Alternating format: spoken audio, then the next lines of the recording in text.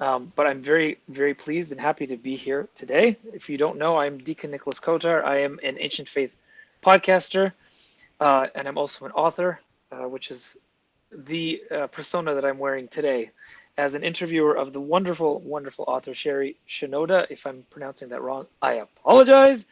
Um, Shenoda, it's okay. Shenoda, right? Okay, I should have known. It's okay. Sherry is an Egyptian American author, poet, and pediatrician, born in Cairo and lives in California. And we are talking about her new and I think first novel called The Lightkeeper. Officially, Ancient Faith has the description as the following: in this hauntingly beautiful novel, a nameless lightkeeper, ageless and outside of time, is pulled through time to tend lighthouses on far shores, battling danger, loneliness, uncertainty, and despair. Um, these back cover blurbs are always limited in their ability because you really have to read the story to understand what's going on. I had the singular pleasure of getting an early copy of this book, and I loved it so much that I was very happy to do a little blurb for the back cover. I think it's a wonderful, wonderful novel, but we're going to talk about it, and you can decide for yourself at the end, dear reader, whether or not you want to, and I'm sure you will. Sherry, welcome. I'm Thank very you so happy to much. talk to you. Thank you. It's a pleasure to be here. Absolutely. Sherry, I gave you a bit of an introduction, but these things are quite official sounding. So why don't you tell us a little bit about yourself in the voice that you would prefer, not in the official voice of Ancient Faith? Um, no, that pretty much covered it. Writer. I'm a practicing pediatrician, so community. I do community pediatrics. I did my fellowship training in societal pediatrics, so I work in the community. Right now, I'm working in a clinic that deals with kids transitioning out of homelessness. Um, Wow. and I've done some political advocacy. So most of my research is on children in armed conflict. Um, Wow. Okay. but this is very different for me. Most of my writing to this point has been really like medical journals and poetry. And this is my third book. Actually, The Oh, Lightkeeper is my third full novel. I just the other two were not fit for the light of day, so they're in the attic. someday to be published, whether Yes. posthumously or not, we will see. Rolled up in my drawer. And Yeah. then I have two little boys. My Ah, oldest is 5, Basil, and my youngest, Tobias, is 18 months. So oh gosh. Wow. yeah, Yes, I know. actually probably close in age, right? Deacon Nicholas. Yeah. Yes, just Yeah. about. I mean, mine's already almost 3, but it's at that Okay. age, it doesn't really matter. It's, No, it's it all it's all the doesn't. same kind of wonderful insanity. Yeah, he's still trying to endanger himself at every turn. So Yeah. Oh yeah. That'll yeah. You and I know we that'll go still have on a for a long couple time. more. Yeah, a couple more years of that at least. hmm It's interesting that you say that you did some social activism or advocacy. You said it's just it rang a bell in my head and a light bulb went off because recently Yeah. I've been reading and talking to newly Orthodox writer Paul Kingsnorth, Yeah. who also came to fiction uh, through a circuitous route by going Yes. first through some very heavy activist writing. So Yes. did you ever did you ever try publishing your um, any sort of nonfiction in that kind of vein? Um, and how did that affect your coming to fiction, or did it at all? Did I ever did I do nonfiction writing in Like the in the in the social advocacy space, yeah. yeah, actually, my research was on. We did a massive systematic review. We actually looked at all the papers on that dealt with children who had been in any armed conflict from right after World War II to Oh wow. about 20. It was a massive review. We title abstract reviewed about 20,000 articles. I know this is Wow. like deviating off the Lightkeeper a little bit, but Not to at all. answer Not your at all. Yeah. question, Yeah. kind of Yeah. in a roundabout way, we title abstract reviewed about 20,000 papers, and then we full text reviewed about 600. Wow. And of that, I think about 200 papers met the criteria. We didn't have any language criteria. So we actually had friends all over the world reviewing papers in different languages for us. And we wanted to make kind of a body map of what a child looks like who's been in an armed conflict, like how it affects organ systems. And then I actually, after we did the systematic review, my partner, Dr. Aisha Kadir, and I put together a policy statement for the American Academy of Pediatrics. And I presented in front of we did a U.S. Senate briefing. Wow. Yeah, on the topic. It's like another life. I Talking I about can it imagine. now. No, no It's like a kidding. whole So other, did yeah. it have the effect that you wanted it to? No, it didn't. And Yeah. actually, and afterward, I did a workshop in a pediatric. We do these like yearly pediatric meetings, Hmm. and we did a workshop on advocacy communication and how somebody could spend. We spent probably about 4 or 5 years working on these papers, and maybe reach 100 people. Yeah. But then you could send out a tweet Yes. Yeah, and but reach a million. sure, you can Uh, reach, but what's the effect that tweet is going to have on long-term thinking or policy? I mean, I don't know. Yeah, I don't know. I don't know. And it was a pretty thorough review. It's probably the most thorough thing I've done in my life. Hmm. I mean, it was we combed all of the all of PubMed. We looked at the gray literature. Like we looked at everything. Yeah. Peer reviewed, non-peer reviewed, every language we could find. So we tried to find everything. And I don't know how far it went. Maybe these things just take time and but it came out probably over 2 years ago. And I don't know what the impact has been, to be honest with you. But I Yeah. find that my one on one interactions in clinic are really satisfying right now. And Yeah. it's just, one family at a time, one Hmm. patient at a time seems to me at least to be effective.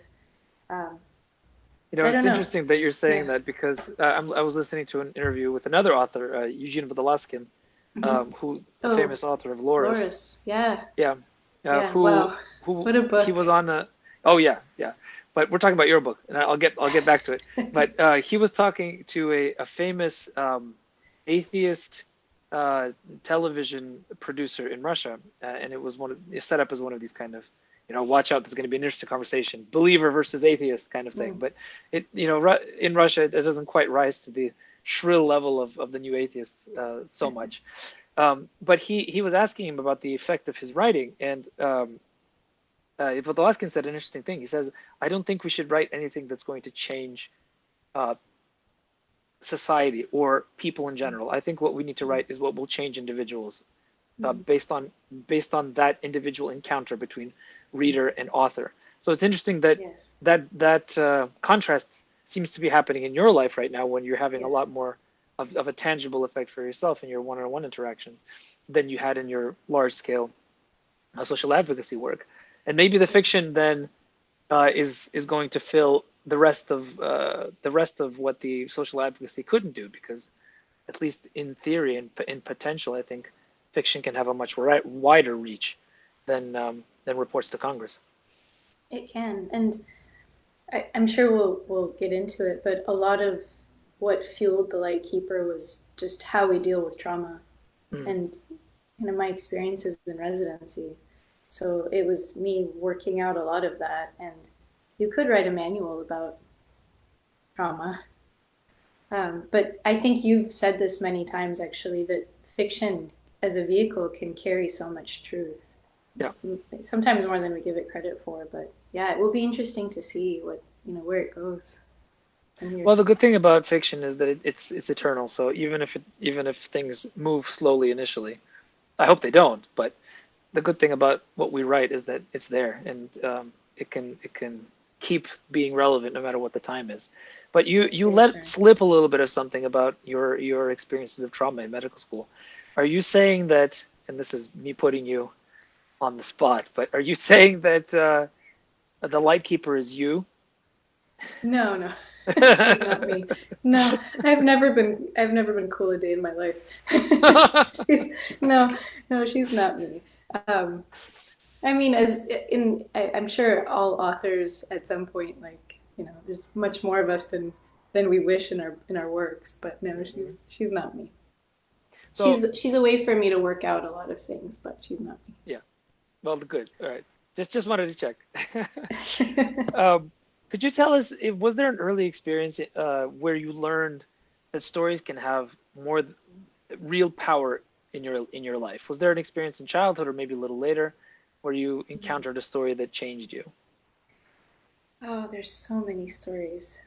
Um, in childhood, well, I came to the United States when I was about 4.5, and it took me a while to learn to read. Mm, So my parents immigrated here from Egypt, and my mom was actually in medical school when she had me, and my dad was living here, and we would just go back and forth to visit my dad.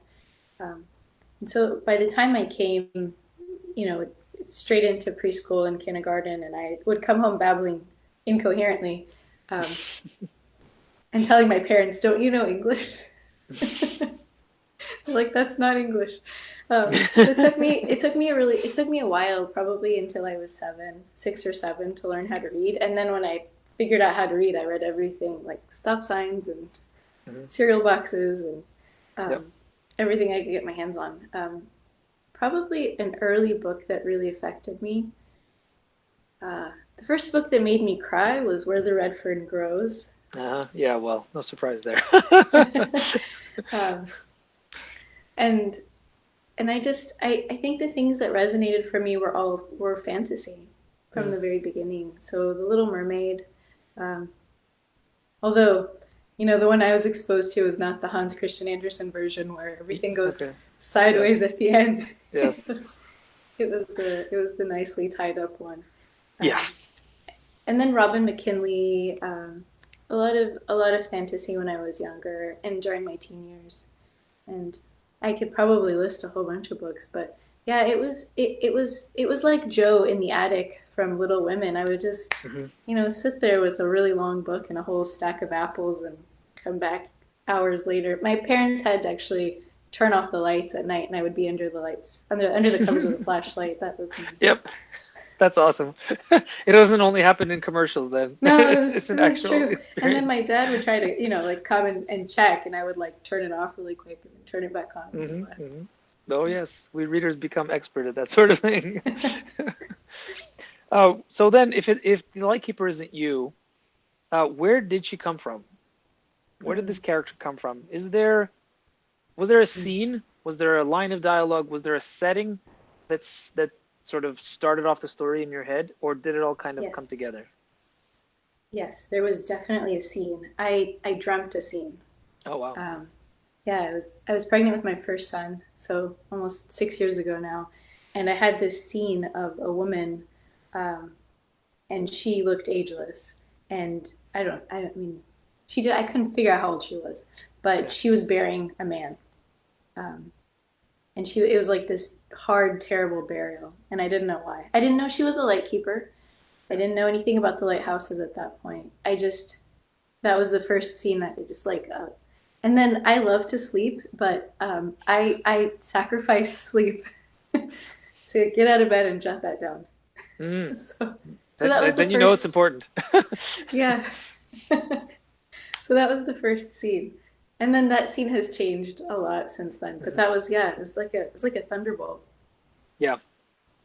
I Where don't know if that's happened to you before. no, that's how my first novel happened. Yeah.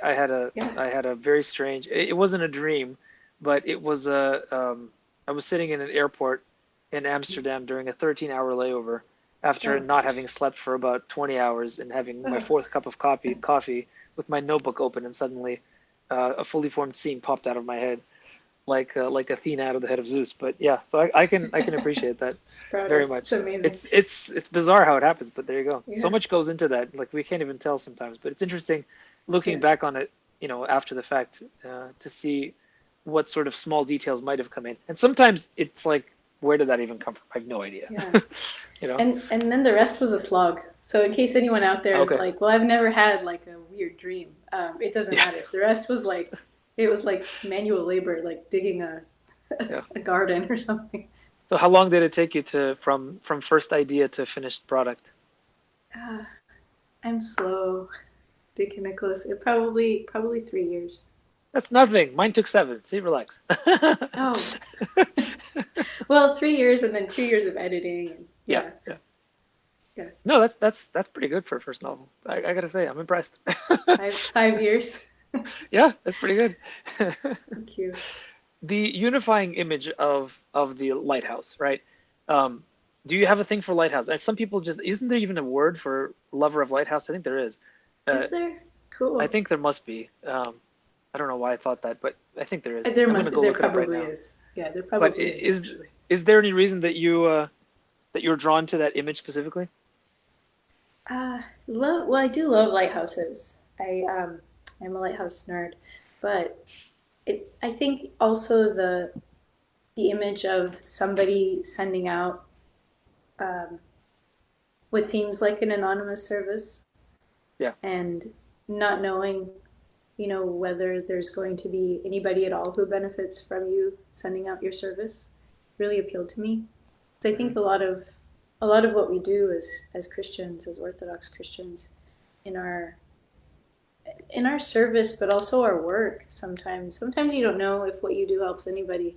So I liked that anonymous service aspect of it because I think it lends itself to, her lack of free will in the beginning too, and it's all of the uncertainty. Sometimes we do a lot of work and we don't know where it goes. As a mom and as a dad, I'm sure you have the same. You sort of throw seeds out and you don't know which ones are going to take root. Yeah. But I think the lighthouse lends itself to that. It's interesting because there's an element of physical labor to it as well. It's not just the life of the mind or the life of the heart. And it occurs to me that nowadays so often we're stuck in knowledge work and in the work of the mind and in the work of the heart, not so much in the works of the hands. And here you have Yes. somebody who is almost entirely a spiritual being, um, but forced to do physical things like fix lenses and take care of old people and bury them. Um, Yes. it's a very interesting tension. Um, where did you get that idea to have her kind of almost diaphanous or semi-spiritual as humanity encounters her? Uh, she seemed to me a lot of it actually. She I don't know if you've had this experience in your own writing where you have an idea of where it's going and then Mhm. characters kind of like surprise you. Oh Yeah, yeah, I didn't see that one coming at all. I oh yeah. didn't. I didn't. I didn't know she was going to do that. Um, but yeah, she was really insubstantial to the people around her, as they're she's insubstantial to them, and they're really insubstantial physically to her in the very beginning of the novel, Yeah, um, which is, I think, a needed contrast to how difficult that first burial is. yeah, So partially because that first burial was so difficult, but yeah. also I wanted her to be forgettable, Hmm. because um, well, it's hard to talk about without spoilers, isn't it? Well, because you give it, because the first scene is so important for the rest of the Yeah, novel, right? yeah, yeah. She's meant to be very. She's meant to be forgettable. She's meant to kind of come in and out, and because it's not about her. Yeah. It's But that's not to say that she isn't an extremely strong and interesting personality. Because to say that she's forgettable, a reader might say, okay, well, in that case, this is one of those stories where all the other characters, the side characters, the settings, all that is playing the main role, and the main character is just kind of floating through floating through the story and having things happen to her. That is certainly not the case here. Um, and one of my favorite and more challenging bits was where she encounters wisdom, and wisdom is with a capital W, a female manifestation of the divine, in some sense, um, who with whom she has, I don't think this is giving away too much, with whom she has a conflict that becomes physical. yes, yeah, um, I was yeah, I was very surprised and moved and challenged by that scene. Did you yeah. see that happening from the beginning?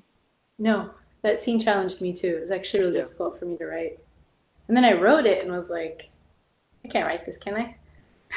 Set it Is this aside okay? for a while. Is this Yeah. okay? It Can I happens in the wrestle Old God? Testament. It's right. Yeah, Yeah. yeah. Intellectually and physically. I mean, Hmm. a lot of it is an intellectual wrestling where I mean, we all, I think, have this at some point where we think we're more fair than God, Yep. and so she's been walking alongside humanity for a long time, and she feels like there's so much unfairness in the world. I think we've all felt that way at some point, Yep. and so it comes out in this like really physical way. I Yeah. think it surprises her too. She surprised me. I surprised myself. Everyone was surprised. Yeah, well, that's what makes it so good. When the character leads you, the author, then you know that something good is happening. So that's yeah, and you could definitely tell that was a very interesting scene. Obviously, one of the influences I think that pretty much anybody's going to latch onto first and foremost is Doctor Who. Mm-hmm. Um, were you thinking about Doctor Who as you were writing this as a contrast, as a similarity, or were you trying to avoid it entirely? I have a deep, dark secret to Okay, share. then here we go. All right. I have never seen Doctor Who. That's insane. That's just crazy. That's nuts. I've never seen it. I've never Come seen it, on. Doctor. Yeah, it's just. I've read some short stories of Doctor Who, Okay. but I have never seen it. Okay, Never seen it. I find that very strange because this the way I describe this book to I anybody know. who I asks me saw. who doesn't want the plot, I say this is what Doctor Who would be if it was serious. If it was serious about the human condition and romance and love and loss and trauma and all these kinds of things, because Doctor Who's primarily a comedy, even if it does have Yeah. some dark bits to it. But that's really interesting. So who there you go. I will be doing my homework after this interview Yeah. and watching Doctor Who. But no, Yeah, well, I've never, yeah. that's fascinating. Wow.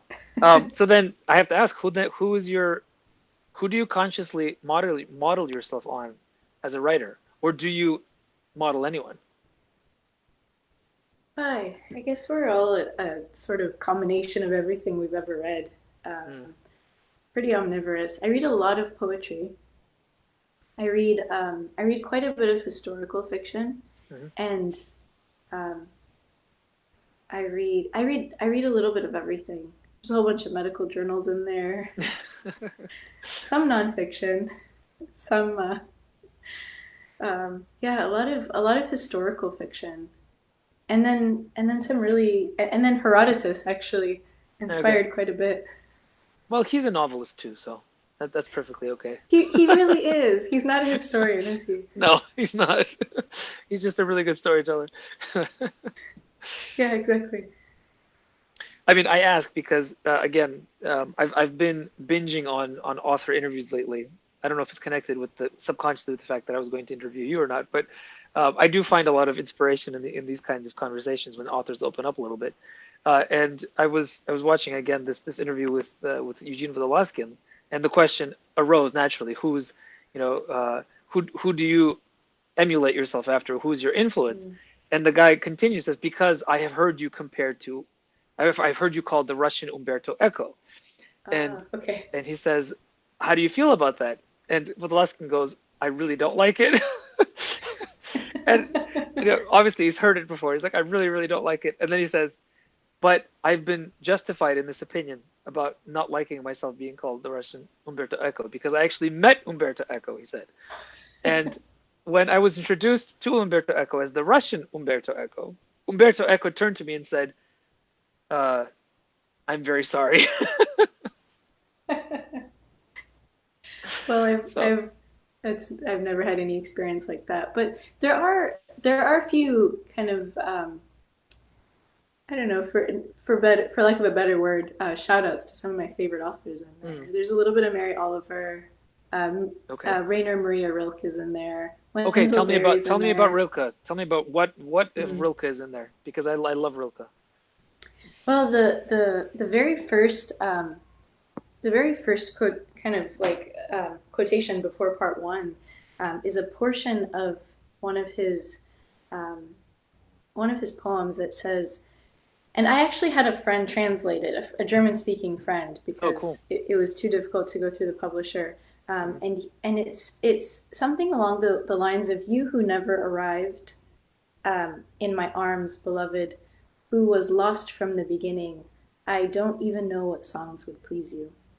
Um, and it's meant to set up in a part one, Yeah. like what do you do, or this idea that maybe the beloved is out there and you've kind of like missed each other, you Yeah. know.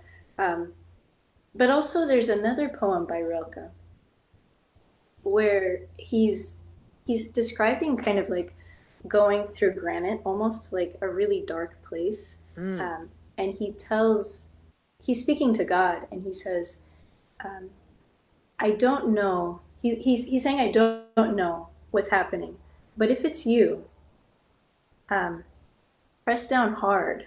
So I think you've heard this. Press down hard so I can know something like the weight of your hand, and you can know the fullness of my cry. Um, Yes. I mean, it's one of the toughest poems I've ever read, but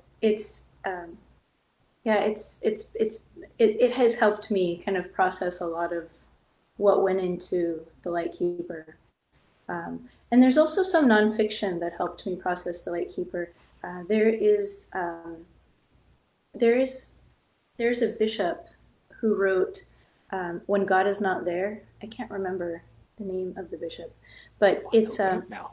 yeah, it's nonfiction. I know where it is on the bookshelf. Um, when God is not there, he was actually he worked with children as a chaplain in a palliative care setting, Aha. and that helped Metropolitan me. Nikolaos of Misogaya. That's him. Yeah, it's a beautiful book. Um, that also went a lot of that went into the Lightkeeper. Mm. It's really interesting that the reference that you make to Rilke. I mean, that poem, of course, is perfect for part one, and I'm not going to spoil anything, but it is very much about that kind of experience of finding or not finding the beloved. But the other quote about God pressing down very hard is very interesting because Rilke is a very odd person when it comes to his experience of God. Um, as you probably know, he had this bizarre idea about God being um, formed from the common experience of uh, basically artists. That artists are giving birth to God as Oh, they do the thing that they do. Very I didn't strange. know that. And yes, Yeah. but this at the same time as he wrote that incredible book of Hours, which he wrote Mhm. after intense experiences of Russian spirituality and uh, while traveling in Russia. So he was a very interesting person. But this idea of this sort of progressive coming to know of the divine is definitely something that comes across very strongly in the novel as she comes to know wisdom first as an abstraction, then as a kind of imposing figure, and then somebody that she literally fights, and then after that, of course, as the loving, the comforting, the presence that gives love. So the debt is strong, and that's a good thing because Rilke is one of the most interesting writers I think of the last 150 years certainly. You may have answered this already, but does writing energize you or does it exhaust you? Oh, it definitely energizes me. Um, Mm. it helps me figure out what I'm thinking, and it makes me a better, I think, mom, doctor, everything. Human Yeah, being. human. It makes me a better human. Yeah, Yeah. makes me better to be around. I'm more tolerable when I've had some time to write. Oh man, isn't that the truth? Gosh. Yeah, Certainly the case here, let me tell you. Ay, ay, yeah. ay. Do you owe anything to the real people that you know and that you encounter every day when it comes to the building of your characters?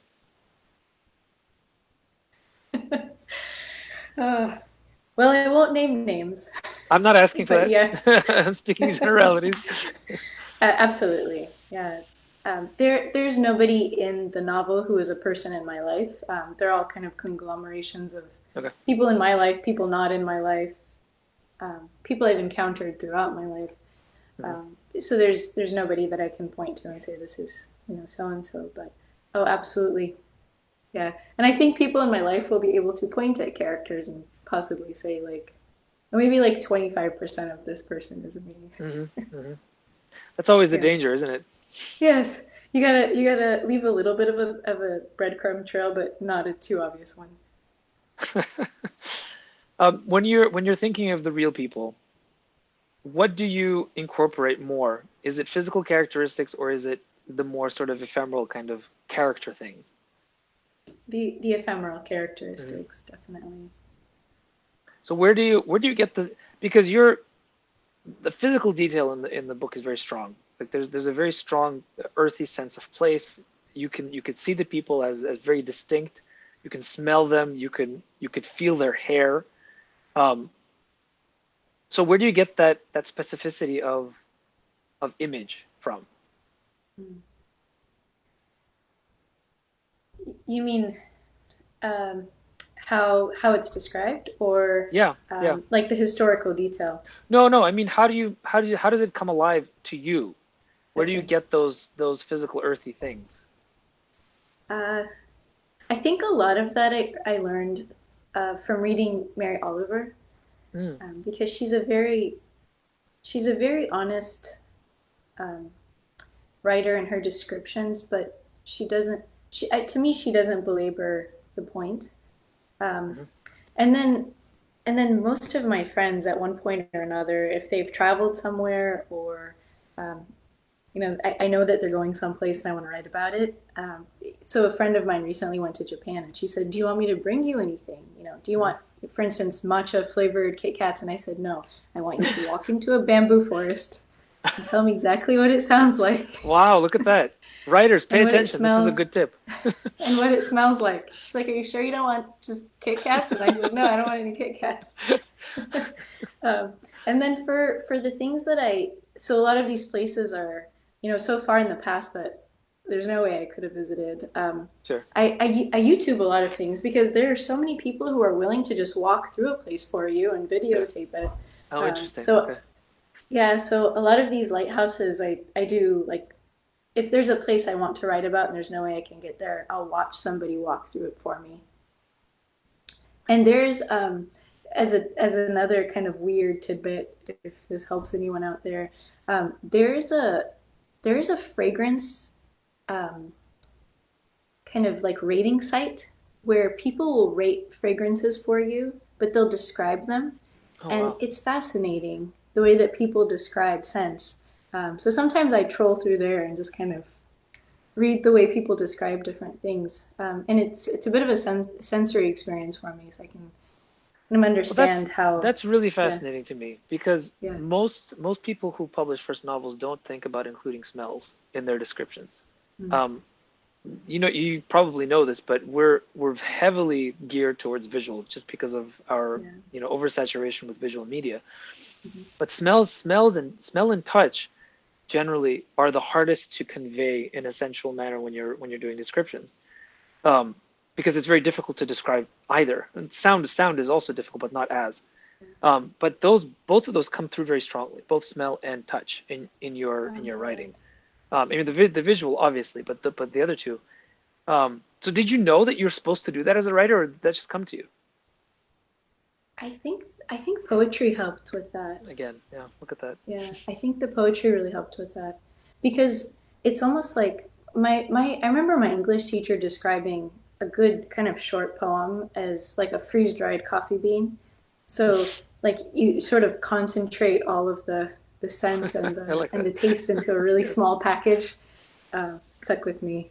Yeah. Um, so I think scent and smell, for me at least, convey a lot of place, Mm, um, in a much more concise way, because you can describe the way a place looks, using, two, three, four, five, six paragraphs, like yeah. pages of visual Yeah. description. Yeah. But if you, I think, give a scent or a smell, I feel like it sometimes is a little bit. It helps the reader like see it for themselves without actually describing it visually. Maybe. Do you think it might be also that you come from Egypt and smells are much more important in that part of the world? They are. Yes, they definitely are. They're, oh gosh, just you saying that transports me. There you go. Uh, yeah, there's a beautiful poem by a Coptic poet named Matthew Shenoda. No relation. We're not related. Um, it's like Smith. Shenoda Right. is the Smith of the Coptic world. Yeah, yeah. But he describes a street in Cairo, and in maybe like three or four lines, he tells you about the vendors, Yeah. which any person who's ever been to Cairo that's what wakes you up is the sound Right. of the guy selling, watermelon, Yeah. or the guy about to send you pita bread up in the basket. Um, but it like yeah, scents and smells are really transporting. Maybe that's it. Maybe I've just never thought of it. That's a good point. I don't know. It just occurred to me because I've been to Egypt once, and that's Oh the first yeah, thing that struck cool. me. We arrived at 2 o'clock in the morning at Cairo airport. And the first thing that struck me was that there was a traffic jam at 2 a.m. in the middle of Cairo, Yes. which was. Yeah, But then the next thing, and throughout the whole time we were there, it was the smells.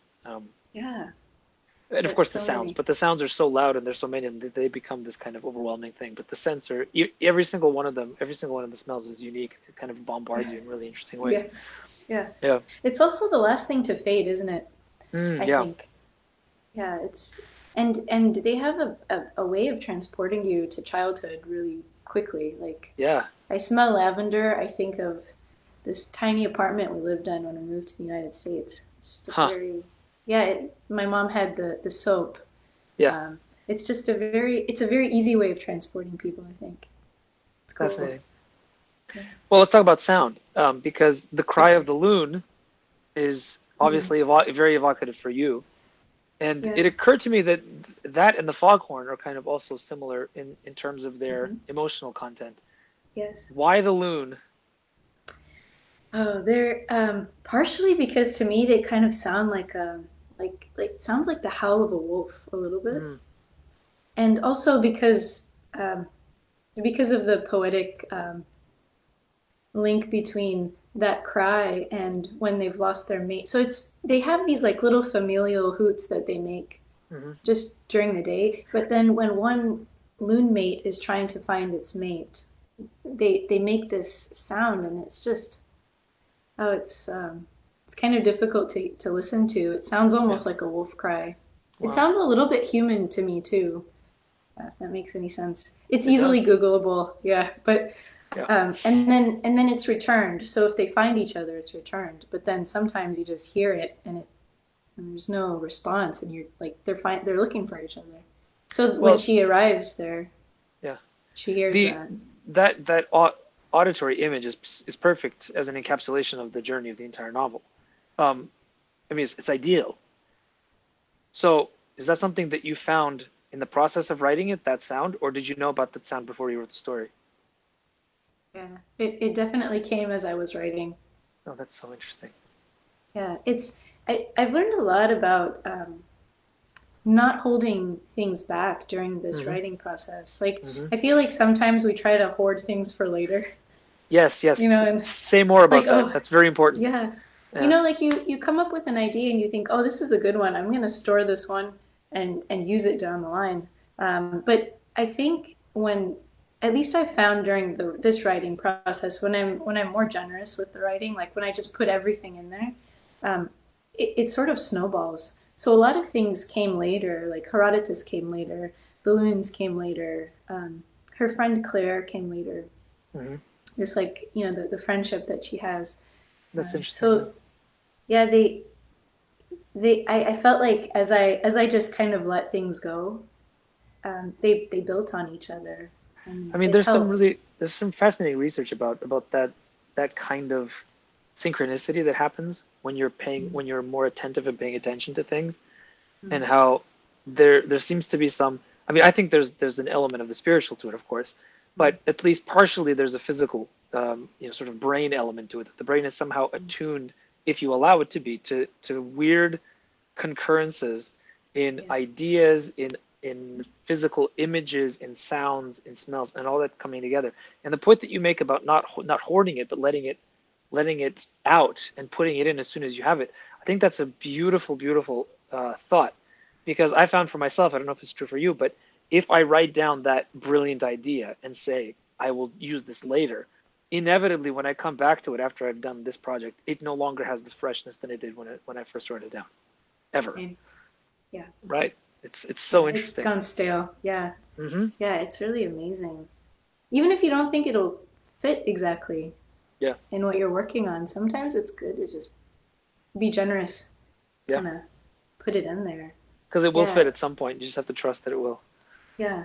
There was a lot of trust in this process, which, Hmm you know, kind of dealing with my own uncertainties while I was writing about her uncertainty.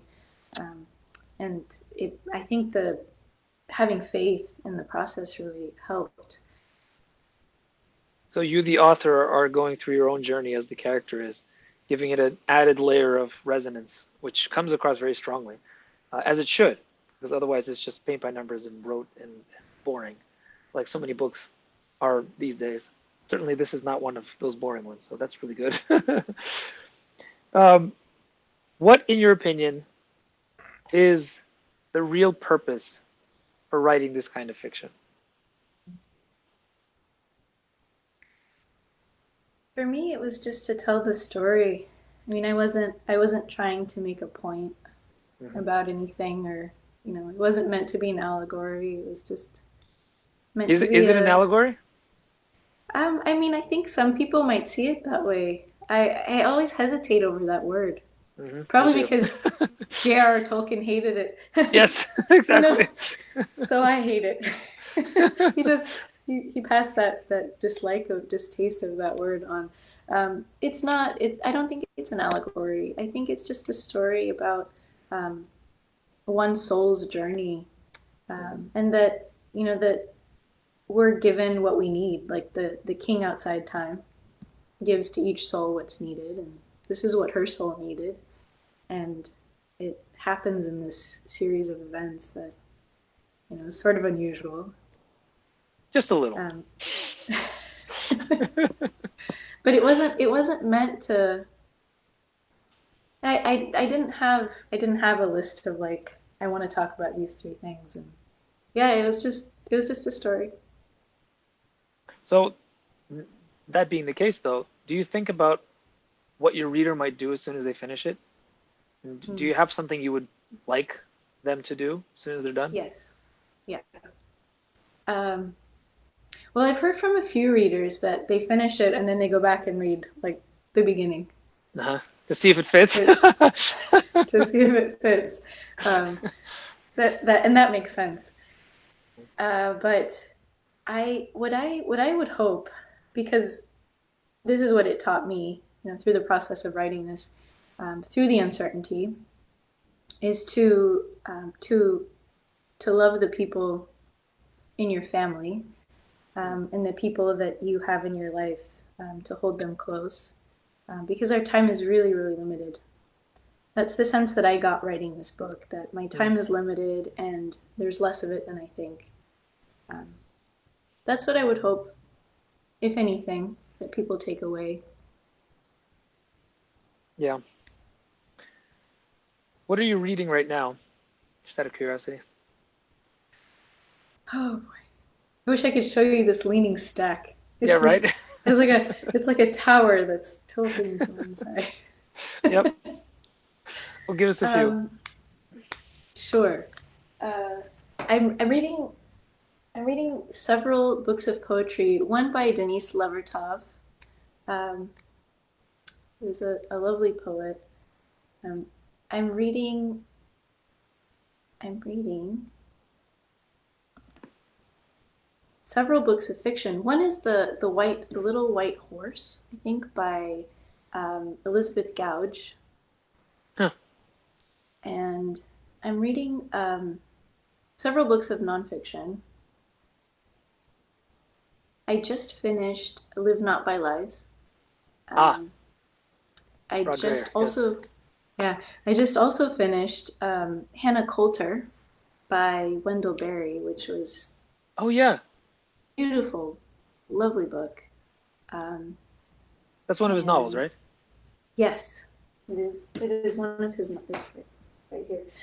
It is one of his novels, and I also just finished Paul Kingsnorth's book, um, Confessions of a Recovering Environmentalist.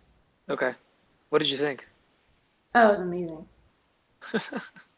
It I'm was on a kick. wonderful. I'm on a King's North kick right now. We just had Yeah, him over at our, well, you were there at our yeah, we just finished reading The Wake for the book club that I have over at my Patreon, and he was very yeah, gracious and came to talk to us. But yeah, it's yeah. it's he's You certainly can he's certainly an interesting writer. definitely. You can see you can see through some of the essays the progression. Like there was Oh, one in interesting. particular that I read that I was like, oh, okay.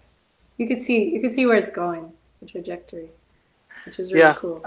it's cool. It's very cool when our work speaks louder than we can about where we are going, which I think was Yes. the case for him, certainly. Oh, yeah. I mean, there's one about like a dark cave, Mm, and you can, like, oh, you could just track the course. It's really cool. that's fascinating. Yeah, and I read a lot of kids' books. I love children's fiction, um, but huge bookcase of kids' books, and my kids are zero interest. Yeah, Maybe one day, that's maybe one hilarious. day they'll justify this collection of children's books that I have. I'm In sure the they will. meantime, I'm enjoying them. Well, there you go. I mean, the best books are the ones you can keep coming back to, even after you're not a kid Yeah, anymore. Well, yeah, hopefully you're still a kid at least a little bit. yes. Um, yeah. So if somebody were to ask you in a very annoyed fashion, Sherry, look, my my time is limited. I just don't have time to read. What Mm. is it about your story that why should I use my valuable time to read The Lightkeeper? I mean, I don't even know what it's about. What would you tell them? Oh, has anyone ever been convinced that way though? Yes, but maybe not. But I have I What have if I actually encountered people who have asked me questions like that. So I want to hear your really? wisdom because my answer is never any good. I feel like if we just took it away, Hmm, I feel like, if you just made it a big secret, people would show up. maybe that's the secret. What novel? Um, yeah, what? There's nothing to see here. Um, but if I wanted to convince someone to read it, I would say this is for anyone who's ever felt that God is unfair Hmm, and that we're more fair than God. Um, and anyone who's ever wondered why is there trauma in the world? Why do we have to deal with this? You know, and why is it so uncertain? Like why can't you give us some certainty? So if you've felt any of those things, maybe yeah, it's for you. But otherwise, it's a big secret. the nice big secret. Nothing to see here. Just keep going. Just walk away. Walk Just away. keep moving. I mean, it's still. I mean, I think in a lot of ways, it's the books that are hardest to define that make the best reading because you can't immediately say, oh, it's this writer mixed with that writer and add a dash of Mm, that because everybody's going to come in immediately with their own vision of what it is. But when they yeah. open this, I mean, for me, it was that wonderful and rare experience of being surprised every single page and thinking, Mm. I know where this is going. I know where this is going. And being annoyed on page 3, I'm like, I know where this is going. And by page 7, I'm like, I have no idea where this is going. I I am no love longer that. annoyed. Yeah. And then at the end, where there's this climactic scene where she encounters a major character in a different setting, I'm like, oh, I know where this is going. And then, nope, I have no idea where this is going. So, and I've read a lot of books, and I pay attention to structure, and I pay attention to things that writers are supposed to do to put in their books. So I'm usually more than most people. I can see the things that are stuck in there to make sure that readers keep going. And I was like, wait, it's not there, and I'm still hooked, and I'm still going. And look, she's wrestling God. Oh my goodness. That makes me really happy to hear. I read a lot of mystery, actually. I don't think we Hmm, talked about that earlier. Nancy no, Drew was a huge influence when I was little. I read all those yellow spine ones, Hardy Boys for um, me. every, So yeah, all of them, right? yeah. Um, and the paperback ones, a lot of them. But it wasn't until I got to Agatha Christie where I was really stumped by the end because Ah, sometimes, usually with most books, you kind of have a sense of where it's going. But she's the queen of like, I totally blindsided. So I'm glad that you didn't quite figure out what was going to happen at the end. so there you go. Another tip for you writerly types. If you're writing in science fiction or fantasy, put in elements of completely different genres to totally stump your reader. And if it works, you'll be famous, and if it doesn't, people will be yelling at you at the top of their lungs. But both reactions are preferable to the merely, it was fine, right? Yes, agreed. Anything but Well, that. this is certainly not that, and I highly recommend that everybody get it. It's a fantastic, wonderful novel, and hopefully, uh, I'm not looking for the sequel, but I certainly am looking for a follow up from you, Sherry, because you need to write Thank you. more. That's certainly for sure. Thank you. Um, Thank you and so much. absolutely, and I was very happy to have the chance to host you here. And we have a few comments over in the comment section, but no questions. So if there are any questions before I let Sherry go, us parents of small children need to go to bed at normal times. Yes. So now is your chance, last chance to give us a question here. And there's a bit of a lag, so I can wait a minute or two. But if not, I'm going to start uh, rounding off this interview. But as I do, don't forget to look up the Lightkeeper on Ancient Faith's store directly. Don't buy it from Amazon, buy it from Ancient Faith. Better for Ancient Faith. So, yes, I will read my little blurb in case you think I'm just making it up. But here's what I had to say. Blending soft sci-fi elements, such as time travel with a literate style that is engaging and elusive, and also elusive, as it turned out, the Lightkeeper manages to both enchant and challenge the reader. I couldn't put it down. Tolkien talked about good stories aspiring to convey the difficult emotion of joy poignant as grief, which is the title of our talk today. The story is filled to the brim with it. That's what I have to say. And I'm Thank sticking you. to that. So, no questions. So I guess everybody's convinced and has already gone to buy the book. So I think that's going to be it for us tonight, Sherry. Thank you so much, Deacon Nicholas. It was a pleasure talking to you. Absolutely. Thank you. And I enjoyed picking your brain, and thank you for opening up the It writer's was a pleasure. toolkit for a little bit. Thank Thank you. you, I've everybody. learned Have a a good lot night. from you. Oh, Thank you. bye bye, everybody.